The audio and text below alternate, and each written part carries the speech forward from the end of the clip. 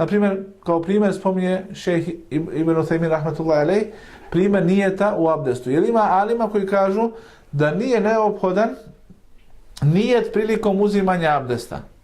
I to je stav hanefijske pravne škole.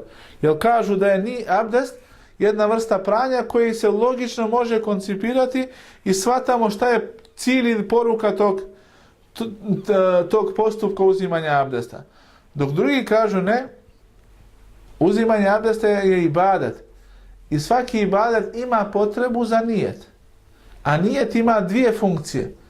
Prvo, da budemo svjesni da ono što radimo u ime Allaha subhanahu wa ta'ala. Znači da ono što radimo, znači nijetu teuhidillah, da imamo nijet i namjeru da tim ibadetom veličamo i činimo ibadet Allahu subhanahu wa ta'ala. I druga vrsta nijeta da bi izdvojili jedan ibadet od drugoga ibadeta. Naprimjer, ako čovjek klanja 4 rekata i nema nijet u srcu da klanja podne, onda mu taj namaz nije određen šta je on klanja.